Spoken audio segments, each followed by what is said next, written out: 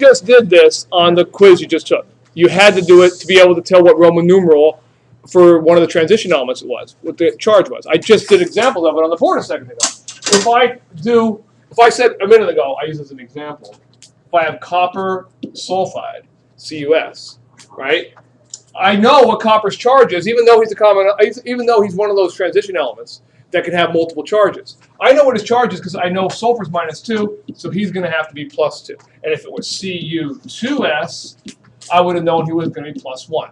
And see, we kind of already knew that. I've already been explaining it, but now I'm going to give you some rules that govern these oxidation numbers so we can do harder ones. Ones for larger compounds and for polyatomic ions, where we can figure out what the charge is of anybody that's in there, what the oxidation number is. Because that's what an oxidation number is. An oxidation number is the fancy name for the charge or the number of electrons lost or gained or shared by an atom. Okay? So let's do that. I'm going to give you the rules first on oxidation numbers. Okay? Assigning oxidation numbers. The rules. The first one is the most obvious one. What do they have to always add up to in the compound? Well, what number do they have to add? 0, exactly. The sum of all the oxidation numbers in a compound will always be 0. I mean, it's just a mathematical way of thinking of it. You notice what I'm doing? We're kind of simplifying and shortening with math our knowledge of quantum theory, electrons, orbitals, octet rule. So now all we're doing is just saying +2, when what we really mean is a guy who's going to lose 2 electrons to get an octet, and so on. Okay? But that's just a lot easier to do. So that's the first rule. First rule is, in a compound, those charges are going to add up to be 0. Now, these next 3 rules are going to not seem to make any sense. Why am I writing down these as rules? Fluorine is -1, oxygen is -2, and H is +1. Isn't that exactly what you would have thought fluorine, oxygen, and hydrogen would have been? Yes, hopefully, or you got a very bad grade on that quiz. Because if you looked up fluorine on the periodic table, what would you have said his charge is going to be? -1. And you would have said O is -2 and H is in group 1, he's +1. So you would have said all that to begin with. Why are they rules? Because I've been lying to you all this time. I'm not really Mr. Allen. I am Batman. No, I've been lying to you because fluorine, oxygen, and hydrogen are the only guys that never change. Everybody else up there pretty much has a lot of different oxidation numbers that I didn't tell you about because I didn't want to confuse you. But I'm going to confuse you now. Turns out chlorine's usually what? -1. But he could be +7 and +5 and +3. You say, how? Well, he can't. In order to make everybody else happy in that ion or in that compound, he can have that oxidation number, okay? Depending on who he's bound to. So these are the only 3 that never change. And actually, I'm lying again because you'll find out later in the year or in Chem 2 that even O and H can have other numbers, but just so rare that I'm not even going to care about it in Chem 1. I'm not going to worry about it. They're so rare. It's only in peroxides or when oxygen combines with fluoride. That's about it, and a hydride. That's like 3 little, very tiny examples. All right, so they are guys we're going to use to predict other guys. What else do I have to know about oxidation numbers? What are some other rules? Well, basically, the sum of the oxidation numbers in a polyatomic ion is not going to equal 0. It's going to equal the charge of the ion.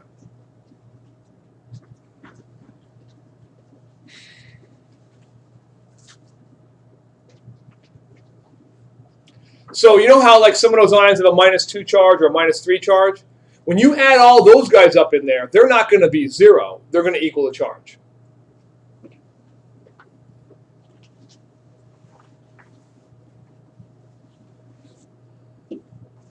An uncombined element, a guy who's not bound to anybody else, is going to be 0. Because remember, the oxidation number really means the electrons that are being lost or gained, or in some cases we have to bend the rules a little bit and shared.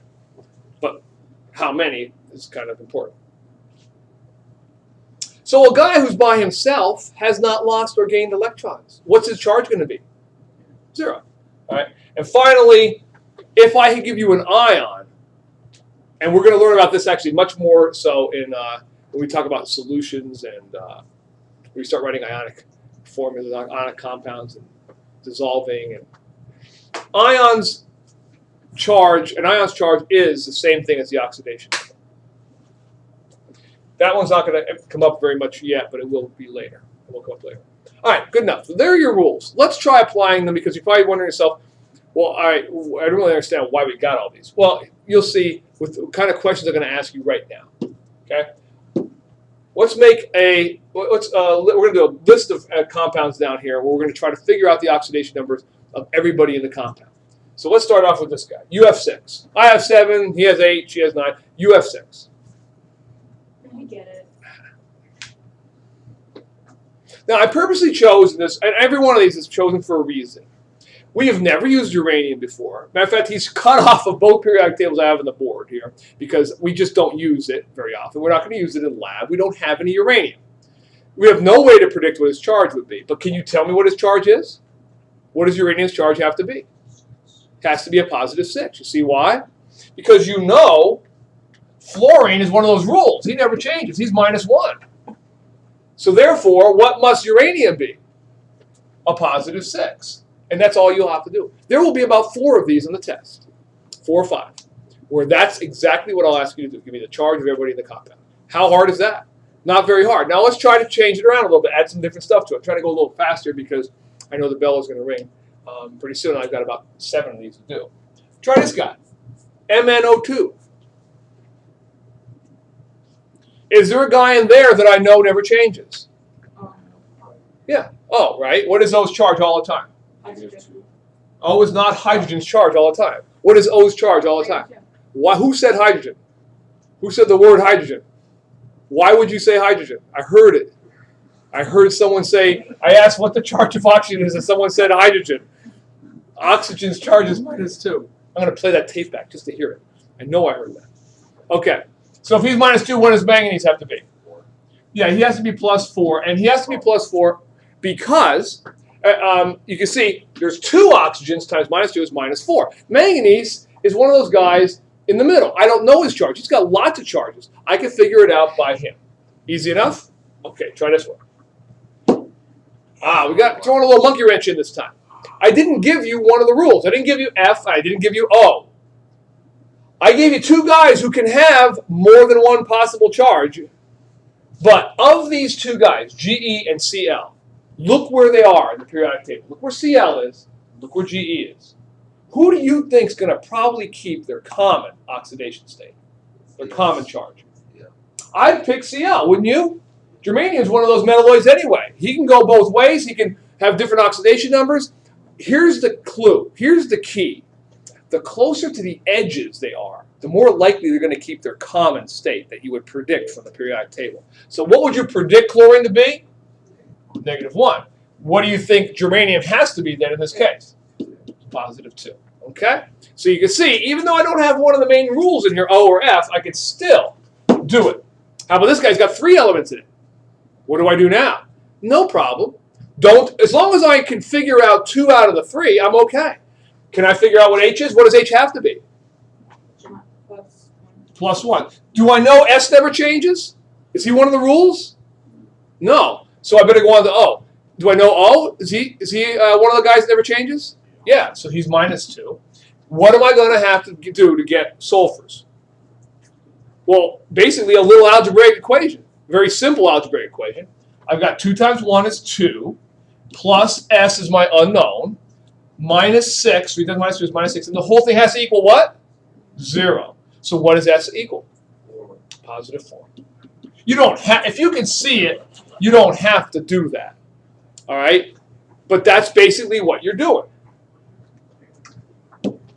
You're basically making sure that all of these guys add up to 0. That's what you're doing in every case. That's what you were doing here. That's what you were doing to figure out germanium, because you knew chlorine. You knew oxygen, figured out manganese, because they had to equal 0. All right, try this guy. You have to make an assumption here. You only have 1 guy in this one that you're sure about. Who are you sure about? Oxygen. Oxygen's -2. We know that because he's one of the rules. I don't know about sodium. I don't know about manganese, but I can be pretty sure about one of those 2. Which one do you want to be pretty sure about? Sodium. Yeah, he's going to be +1 most likely. So that brings us to manganese. What is Mn going to be in this case? Let's see. We got 2 here. We got -8 there. What does he have to be equal to 0? Everybody agree it's +6? Everybody good with that? Because I've got 2 here, -8, and the whole thing has to equal 0. The only way it's going to happen is if I have a 6 there. All right. How about that guy? Uh-oh. Polyatomic ion. What'd I tell you? These guys are going to be a little different. Instead of adding up to being 0, what are they going to add up to be in this case? Yeah, the charge in this case is -1. Can you figure out what O is? You know what O is. What's O going to be? -2. Do you know what chlorine's is? What's the matter?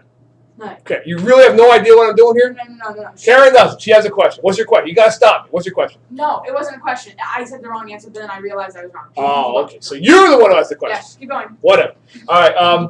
So I don't know what chlorine is. 3 times -2 is -6. So Cl -6 equals -1, right? What's Cl equal? +5. Got it? I'm almost done. I'll let you take a break in a second if we get to finish up these last couple. Okay? Cr2O7. Cr2O7. What do you think of him? Again, I know O is -2. But this time I got another little monkey wrench thrown in here. Watch. You're watching? Cr2O7. Cr2 is the guy I don't know. 7 times -2 is what? -14. And the whole thing has to equal what? -2. So I got Cr2 equals 12. Everybody agree with that? Right? That's simple algebra. So what's each Cr have to be? 6. Exactly. You see? All right. 2 more, but they're short. FeOH3, 2 I mean. What I don't want to see is a mistake here. The reason I put this one on here is people will look up on the common ion sheet and see, oh, okay, OH is -1 and Fe is +2. I want everybody's charge. That is correct. There's nothing wrong about that. Fe's charge is +2 and OH's charge is -1. But I need the charges of every element in here. What's the charge on the O? -2. -2 and the H? +1. +1. Okay. And finally, if I've got a guy all by himself, even if he's diatomic, like Br2, what is his charge going to be? Yeah, if he's all by himself, his charge is going to be 0. Okay? Go take a break if you have to, and we'll